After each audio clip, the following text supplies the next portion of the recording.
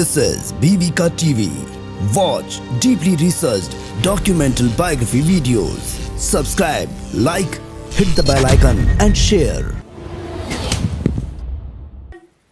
अरे दीवानो मुझे पहचानो, जरा पहचानो मैं हूँ कौन। मैं हूँ डॉन, मैं हूँ Don, don don don don don.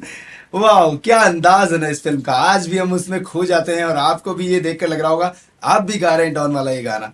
और देखिए, डॉन के तो डायलॉग हो, चाहे ड्रेस स्टाइल हो, चाहे अमिताभ बच्चन के चलने का स्टाइल हो, सबने बहुत कॉपी किया। बहुत सारी बाद में फिल्में ही बनी, लेकिन आज बॉलीवुड टॉकीज में यही आ रहा है डॉन, जो 1978 में आया था, लेकिन आज भी सबके दिलों पर छाया हुआ है। और ये डॉन जब भी बदल बदल कर अपने रूप आता है, चाहे वो शाहरुख खान के रूप में आओ, चाहे पर रजनीकांत या कोई और एनटीआर जैसे कई कलाकार, पर डॉन तो डॉन है। तो आज इस डॉन की बात बताएंगे जो कि बहुत मुश्किलों से बनी और बनने ही नहीं वाली थी। रिजेक्टेड स्क्रिप्ट थी, सब कुछ ऐसा था कि कोई सोच भी नहीं सकता था कि ये फिल्म बनेगी।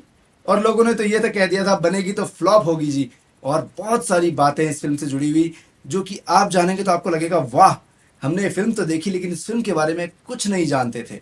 तो ये जो वीडियो का एपिसोड है बीवीका टीवी बॉलीवुड टॉकीज और बीवीका टीवी बॉलीवुड बायोग्राफीज, दोनों जगह हम आपको दिखा रहे हैं। ये ऐसा एपिसोड है जो आपने कहीं पर नहीं देखा होगा। इतनी रिसर्च किसी फिल्म के बारे में शायद ही कोई करता होगा। तो चलिए आज लेकर चलते हैं आपको अमिताभ बच्चन की डॉन की कुछ ऐसी बातों को जानने के लिए जहां पर आप जानकर कहेंगे yes, Don don don don Don only on बीवीका टीवी। लेकिन उससे पहले सब्सक्राइब कर लो यार, वरना डॉन नाराज हो जाएगा।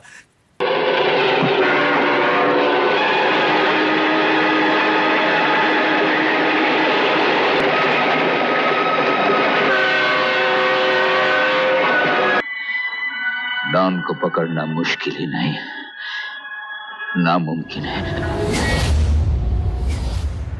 साल 1978 में रिलीज हुई थी एक्शन थ्रिलर फिल्म डॉन। इसके डायरेक्टर थे चंद्रा बारोट और स्टोरी दी थी सलीम जावेद ने। प्रोड्यूस किया नरीमन ईरानी ने। इस फिल्म में अमिताभ बच्चन के साथ साथ जीनत अमान और सपोर्टिंग रोल में प्राण, इफ्तिखार, ओम शिवपुरी और सत्येन कापू जैसे बड़े कलाकार रहे। डॉन फिल्म के निर्माता नरीमन ईरानी एक कैमरामैन थे।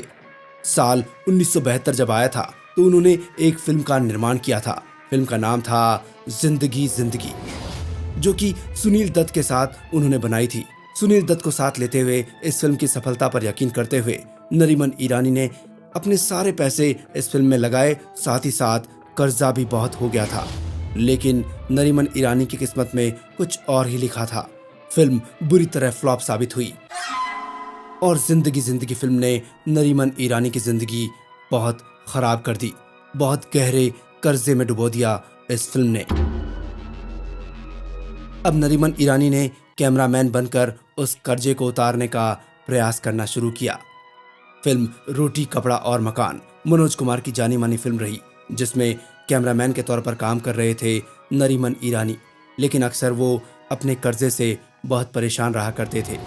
रोटी कपड़ा और मकान फिल्म में मनोज कुमार के एक शागिर्द भी उनके साथ सहायक निर्देशक के रूप में काम कर रहे थे।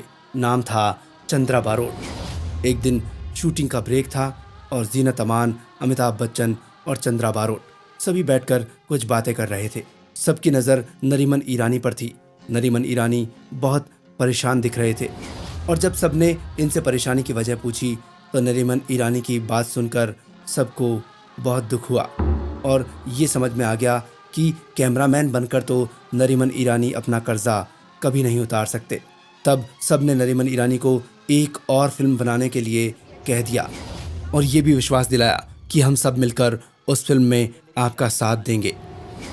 फिल्म बनाने की बात तो हो गई, पर अब पहला स्टेप फिल्म की स्क्रिप्ट होता है। फिल्म की स्क्रिप्ट दमदार लेखक की लिखी होती थी तो सफल होने के चांसेस ज़्यादा हुआ करते थे। और उस वक्त जाना माना नाम था सलीम जावेद का, जिन्होंने ज़्यादातर सफल फिल्मों की स्क्रिप्ट लिखी थी। अब नरीमन ईरानी की पत्नी का भी यहाँ पर रोल आता है।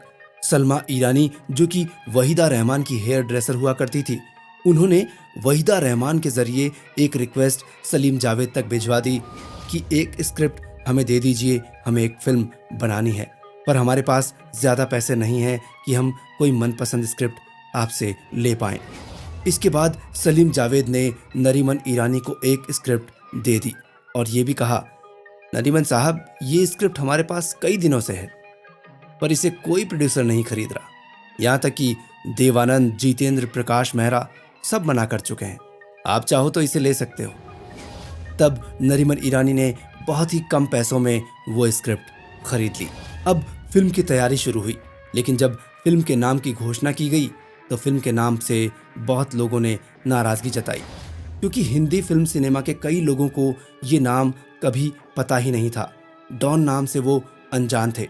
हालांकि वैसे एक डॉन को सब जानते थे और वो थी एक अंडरगारमेंट की कंपनी डॉन।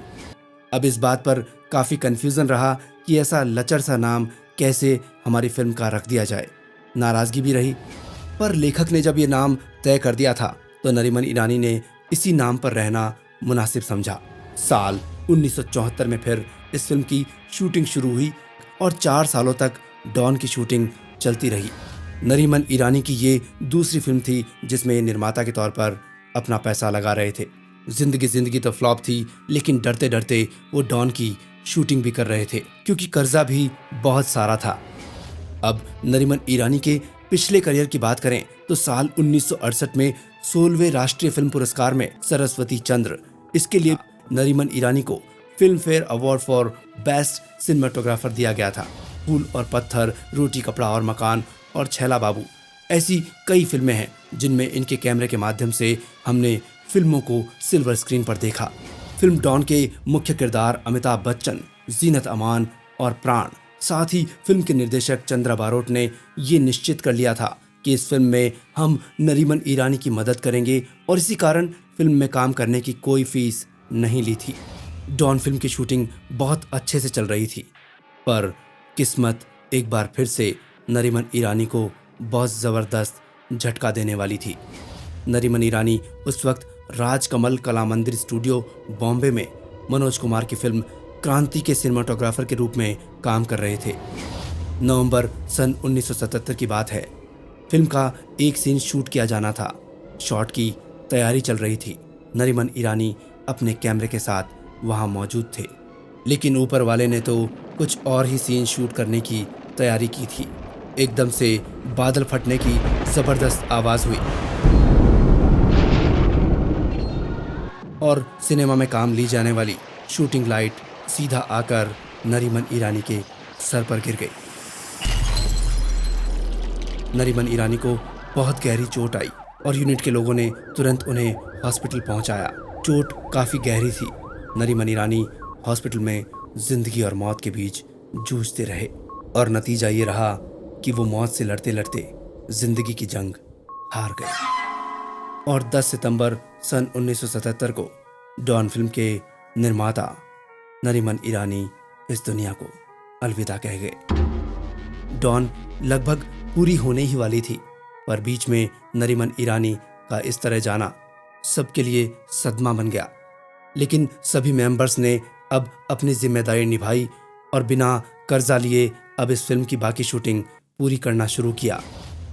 इस फिल्म में एक गीत था खई के पान बनारस वाला, जो कि सुपरहिट गाना साबित हुआ। इस गीत में अमिताभ बच्चन का स्टेप कुछ थोड़ा लड़खड़ा कर चलने वाला था। सबने बहुत पसंद किया, पर हकीकत तो ये थी कि अमिताभ बच्चन को फिल्म लावारिस की शूटिंग पर एक पैर में चोट लगी थी, जिसके कारण उन्हें काफ़ी तकलीफ होती थी और ये गाना शूट करना था और शूट करते समय वो ढंग से चल नहीं पा रहे थे। पर हम सभी ने देखा और सोचा शायद ये उनका अंदाज होगा। इस गाने की शूटिंग के दौरान अमिताभ बच्चन के होंठ लाल दिखाए जाने थे और इसके लिए उन्हें मेकअप से लाल किया गया था, पर निर्देशक को अच्छा नहीं लगा तो उन्होंने अमिताभ बच्चन को गाने की शूटिंग के लिए लगभग 40 पान खिलाए थे और पान खाने का नतीजा ये रहा कि अमिताभ बच्चन के होंठ छिल गए थे, तालू छिल गया था, क्योंकि उस वक्त शायद किसी को ये भी पता नहीं था कि होंठ लाल करने के लिए पान में चूना लगाने की ज़रूरत नहीं होती, पर यहाँ तो चूना लग चुका था। वहीं इस गाने की प्लेबैक सिंगिंग करते हुए किशोर दा ने जब इस गाने में ओरिजिनल इफेक्ट देने की बात सोची तो गाते समय उन्होंने भी बहुत से पान खाए थे। तबला शुरू। और स्टूडियो में फिर एक प्लास्टिक की शीट बिछाई गई थी और बाकायदा उन्होंने उस शीट पर पान की पीक को थूका था ताकि सब कुछ रियल लगे। और इस गाने के साथ एक दिलचस्प किस्सा ये भी है कि ये गाना इस फिल्म के लिए लिखा ही नहीं गया था और ना ही इस फिल्म में लिया जाने वाला था। ये गाना तो देवानंद की फिल्म बनारसी बाबू के लिए लिखा गया था और बनाया भी गया था। और ये गाना फिल्म डॉन में मनोज कुमार के कहने पर आया था, क्योंकि मनोज कुमार ने कहा था कि फिल्म बहुत कसी हुई है, ऐसे में दर्शकों का मूड थोड़ा हल्का करने के लिए एक गाना डाल दिया जाना चाहिए। तब जाकर खई के पान बनारस वाला गाना इस डॉन फिल्म में नजर आया। फिल्म को देखने वाले सभी दर्शक ही जानते हैं कि फिल्म में फरीदा जलाल कहीं भी नजर नहीं आई थी, पर यह बात भी गौरतलब है कि फरीदा जलाल ने इस फिल्म में काम किया था। इस फिल्म के लिए बॉम्बे एयरपोर्ट पर लगभग 5 मिनट का पूरा एक लंबा सीन शूट किया गया था, लेकिन पूरी फिल्म बनने के बाद जब एडिटिंग टेबल पर आई तो इसे पूरा ही एडिट कर दिया गया। वजह यह थी कि फरीदा जलाल के किरदार का इस फिल्म में ज़्यादा वजन नहीं था और उसका होना ना होना बराबर लग रहा था। इस फिल्म के गीत किशोर कुमार, लता मंगेशकर और आशा भोसले ने गाए थे। गीतकार इंदिवर थे और साथ ही अनजान ने भी इसमें गीत लिखे थे। कल्याण जी आनंद जी का संगीत था। और यहाँ ये खास बात रही कि म्यूजिक डायरेक्टर ने कैरेक्टर विजय के लिए अलग संगीत दिया जो कि ग्रामीण संगीत था, और वहीं इसके ठीक उल्टा डॉन के लिए तो म्यूजिक बीट्स और ब्रास इंस्ट्रूमेंट्स का इस्तेमाल करके उस म्यूजिक को बनाया जो कि दोनों ही किरदारों पर फिट बैठा। इस फिल्म के रिलीज होने से पहले ही अमिताभ बच्चन की एक और फिल्म आई थी जिसका नाम था त्रिशूल।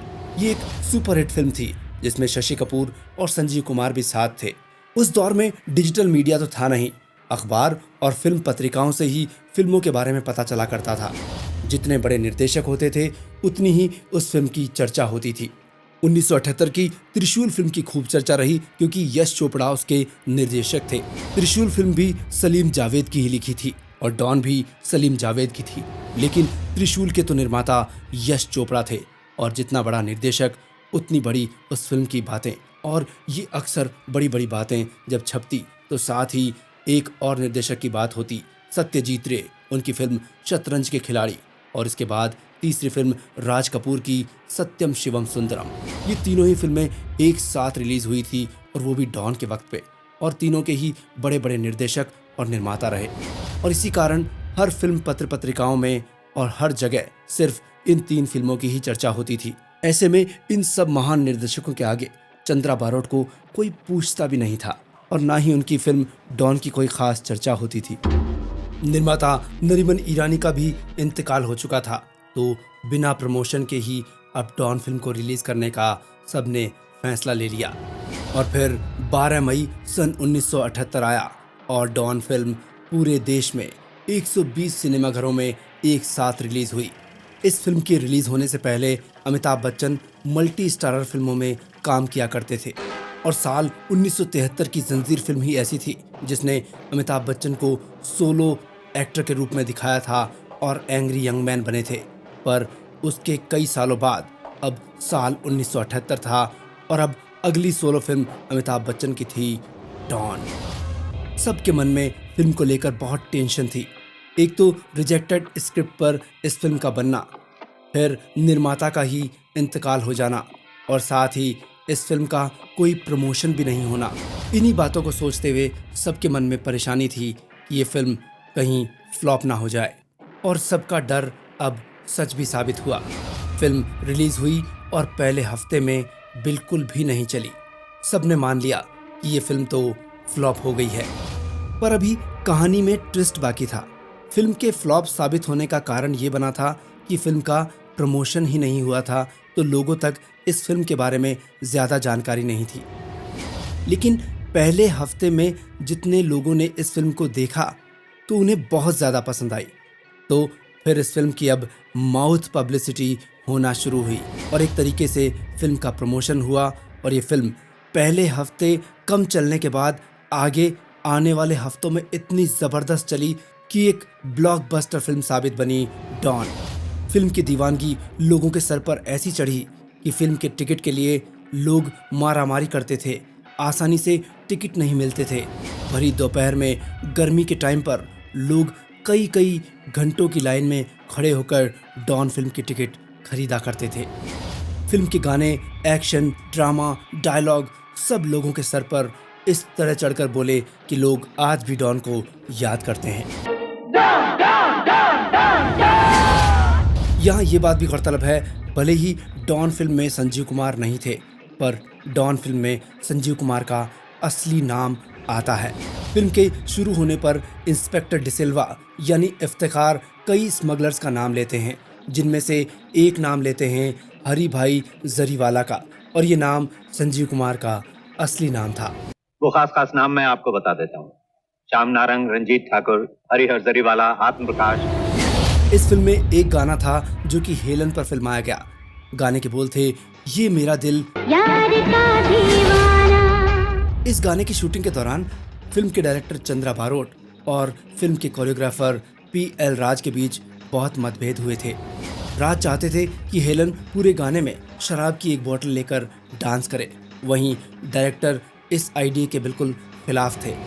चंद्रा बारोट ने इस मामले को सुलझाने के लिए इस गीत को दोनों ही तरीके से शूट किया, और रिजल्ट फिर ये निकला कि गाने में बिना बोतल के डांस करते नजर आई हेलन, और कुछ कुछ सीन ऐसे रहे जहां पर उनके हाथ में बोतल नजर आ रही थी।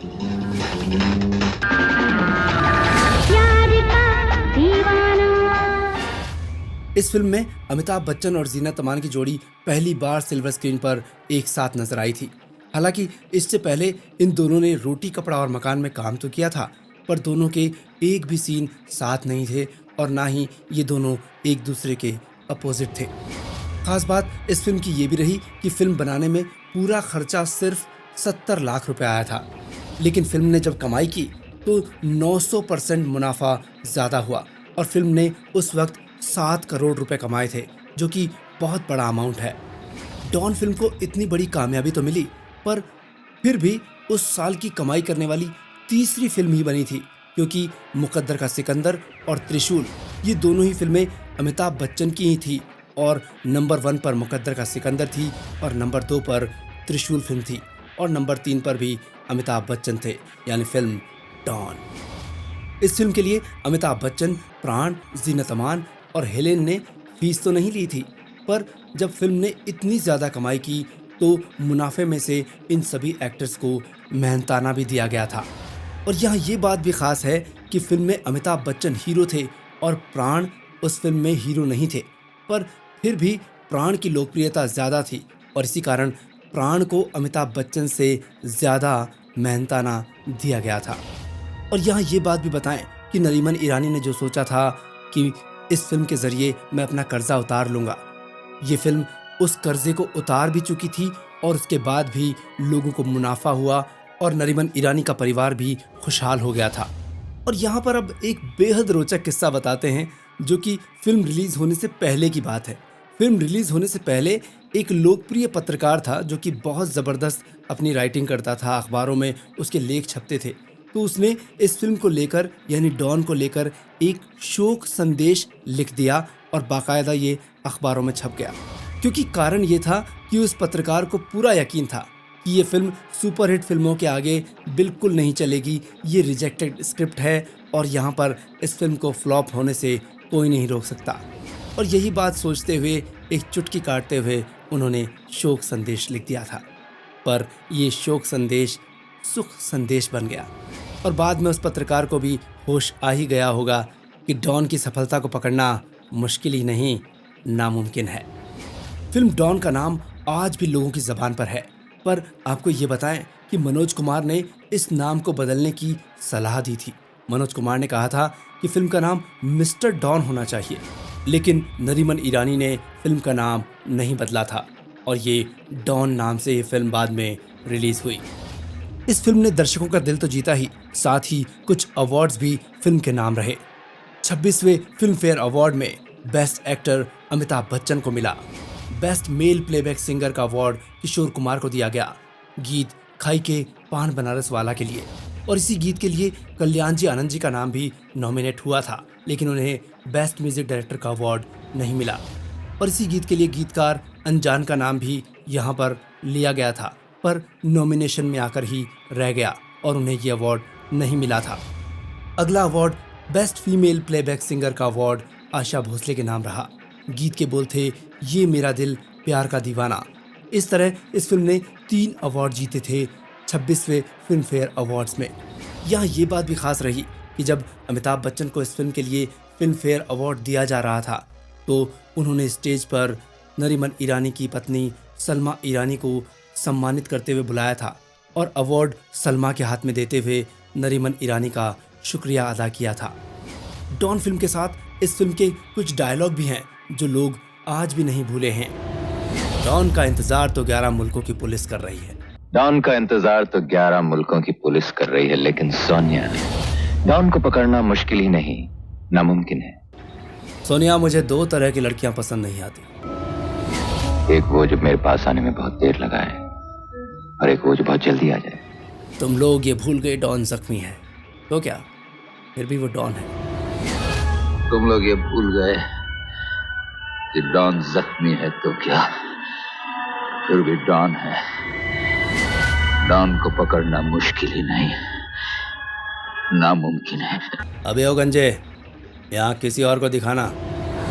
अबे ओ गंजे, ये आंखें किसी और को दिखाना, इतना मारूंगा सीधा हो जाएगा। डीएसपी, क्या अब मुझे ये भी बताना पड़ेगा? क्या मुझे ये भी बताना पड़ेगा कि अगर आप लोगों ने मुझे रोकने की कोशिश की तो इस लड़की की जान जाएगी? मैं मजबूर हूँ डीएसपी। गिरफ्तार होने की आदत मुझे बिल्कुल नहीं है। ये लड़की जंगली बिल्ली की तरह फुर्तीली और खतरनाक है, और मुझे जंगली बिल्लियां पसंद। उस वक्त कौन जानता था कि सलीम जावेद की लिखी इस फिल्म डॉन को इतनी भाषाओं में, अलग अलग वर्षों में, अलग अलग सालों में फिर से पेश किया जाएगा और डॉन का फ्लेवर वैसा ही रहेगा। डॉन फिल्म के कुछ रीमेक भी रहे। साल 1979 में तेलुगु फिल्म युगांधर में एनटीआर, जया सुधा और जयमिनी ने काम किया और ये डॉन फिल्म का रीमेक था। और साल 1980 में रजनीकांत भी डॉन बने थे। फिल्म का नाम बिल्ला, और ये डॉन फिल्म का रीमेक था जिसमें हेलेन भी नजर आई थी और हेलेन ने वही रोल किया था जो डॉन में कामिनी का किया था। और बिल्ला फिल्म के साथ ही रजनीकांत की भी किस्मत चमकी थी और साउथ इंडियन फिल्म स्टार्स में उनका नाम टॉप स्टार्स में आने लगा था। और रजनीकांत की इस डॉन फिल्म यानी बिल्ला फिल्म को लोगों ने फिर से हिंदी में डब कर भी देखा, जो कि साउथ की फिल्मों को अक्सर हम देखते हैं। और हिंदी में डबिंग कर बिल्ला फिल्म का नाम रखा गया था मैं इंतकाम लूंगा। साल 1986 में मलयालम फिल्म भी डॉन पर बनी। उस फिल्म का नाम रखा गया शोभराज, जिसमें मोहनलाल और माधवी ने काम किया। साल 1991 आया तो एक पंजाबी फिल्म भी आई थी जो कि डॉन का रीमेक थी। ये एक पाकिस्तानी फिल्म थी। फिल्म का नाम रखा गया कोबरा, जिसमें सुल्तान राही और नादिरा ने काम किया। साल 2006 आया। जावेद अख्तर के बेटे फरहान अख्तर ने डॉन फिल्म का रीमेक बनाया था और ये फिल्म भी सुपर डुपर हिट रही और इस फिल्म के हीरो थे शाहरुख खान।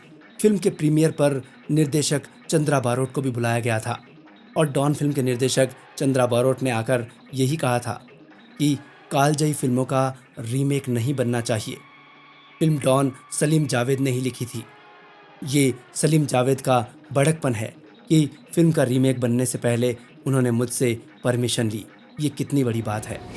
लेकिन यहाँ ये बात गौरतलब है कि भले ही ये डॉन फिल्म सलीम जावेद ने लिखी हो, लेकिन नरीमन ईरानी ने इस रिजेक्टेड स्क्रिप्ट को ख़रीदा था और असल में मालिक फिर नरीमन ईरानी ही थे। शाहरुख खान और अमिताभ बच्चन की डॉन दोनों फिल्मों के बजट का अंतर ऐसे समझा जा सकता है कि शाहरुख खान की डॉन में जब एक सीन शूट हुआ था जिसमें हवाई जहाज से शाहरुख खान नीचे कूदते हैं, इस सीन को फिल्माने में 70 लाख रुपए लगे थे। और यहाँ ये बात गौरतलब है कि यहाँ तो एक ही शॉट में 70 लाख लग गए, वहीं 1978 में रिलीज़ हुई डॉन पूरी तरह 70 लाख में ही बन गई थी। और शाहरुख खान की डॉन फिल्म को बनाने में तकरीबन 38 करोड़ रुपए का खर्च आया था। साल 2009 में भी एक तेलुगु फिल्म आई थी जिसका नाम भी बिल्ला ही रखा गया था। इस फिल्म में प्रभास और अनुष्का शेट्टी ने काम किया था। डॉन फिल्म की इस रीमेक में जया सुधा ने भी काम किया था और जया सुधा वही हैं जिन्होंने एनटीआर के साथ साल 1979 में बनी युगांतर में काम किया था। और एक बार फिर से डॉन फिल्म का रीमेक 2012 में भी आया। बिल्ला 2 नाम से फिल्म रिलीज हुई जो कि तमिल फिल्म थी जिसमें अजीत ने काम किया था। इस फिल्म के सारे ही गाने सुपर डुपर हिट रहे थे। एक गाना था ये मेरा दिल प्यार का दीवाना। ये आशा भोसले के गाए इस गीत को अंग्रेजी गाने में भी यूज किया गया। द ब्लैक आइड पीस का एक हिट गीत है don't punk with my heart. ये सन 2005 में आया था और इस गीत को Grammy award for best rap performance by a duo और ग्रुप इस नाम से अवार्ड मिला था। लेकिन ये गीत तो था ये मेरा दिल प्यार का दीवाना जो कि कल्याण जी आनंद जी की रचना थी और इसी कारण कल्याण जी आनंद जी को भी BMI अवार्ड से उस वक्त नवाजा गया था क्योंकि ओरिजिनली तो ये गीत कल्याण जी आनंद जी का था जिसे आशा भोसले ने गाया था। चंद्रा बारोट के निर्देशन में बनी डॉन फिल्म की बात ही कुछ और है। चंद्रा बारोट ने इस फिल्म के निर्देशन से पहले कुछ फिल्मों में असिस्टेंट डायरेक्शन का काम किया था जैसे पूरब और पश्चिम, यादगार, शोर और रोटी कपड़ा और मकान। और डॉन फिल्म उनकी निर्देशित की गई पहली फिल्म थी। इसके बाद साल 1989 में आशारिता नाम से एक बंगाली फिल्म में निर्देशन किया चंद्रा बारोट ने। साल 1991 में प्यार भरा दिल ये फिल्म आई, साथ ही हांगकांग वाली स्क्रिप्ट और नील को पकड़ना इम्पॉसिबल। ये कुछ 4 फिल्में और रही जिनका निर्देशन चंद्रा बारोट ने किया। अब आपके मन में ख्याल होगा क्या नरीमन ईरानी का प्रोडक्शन फिर बंद हो गया था? तो आपको यहाँ बताएं कि नरीमन ईरानी के बेटों ने यानी नादिर और नदीम ने अपने पिता की फिल्म कंपनी नरीमन फिल्म्स को 18 साल बाद वापस शुरू किया था और सुनील शेट्टी के साथ एक फिल्म बनाई थी। फिल्म का नाम था शस्त्र। ये साल 1996 में रिलीज हुई थी। तो डॉन की इस एपिसोड में आपने बहुत कुछ जान लिया डॉन के बारे में, लेकिन कौन सी फिल्म के बारे में आप जानना चाहते हैं ये भी ज़रूर बताइए कमेंट बॉक्स में। और डॉन से जुड़ी हुई एक बात जो डायलॉग के ज़रिए हमने जोड़ ली वो कुछ ये कि डॉन की तरह हम भी यही कहते हैं कि बीवी का टीवी बायोग्राफीज और बीवी का टीवी बॉलीवुड टॉकीज़ की रिसर्च को पकड़ पाना मुश्किल ही नहीं नामुमकिन है और जो लोग कॉपी करने की कोशिश करते हैं वो धराशायी हो जाते हैं क्योंकि आपको हमारा प्रेजेंटेशन पसंद आता है, हमारी रिसर्च पसंद आती है। इसलिए बहुत बहुत धन्यवाद, बहुत बहुत थैंक यू। और अब अगली जो पेशकश है उसकी तैयारी है तो कमेंट बॉक्स में ज़रूर बताते रहिए और इस एपिसोड को डॉन को सब तक शेयर कीजिए और जो कुछ हमने अभी तक बनाया है वो भी आप ज़रूर देखिए, जैसे रोटी कपड़ा और मकान, पाकीज़ा और शोले जैसी फिल्मों की हमने जानकारियाँ आप तक पहुँचाई है। ज़रूर देखिए और आगे लास्ट में थंबनेल भी नज़र आ जाएगी और ऊपर यहाँ लिंक भी है, मतलब आपके पास सारे ऑप्शंस हैं। देखते रहिए बीवी का टीवी। और तरुण कहता है कि बॉलीवुड का रहने वाला हूँ, बॉलीवुड की बात सुनाता हूँ और डूबे रहिए बस बॉलीवुड के प्यार में।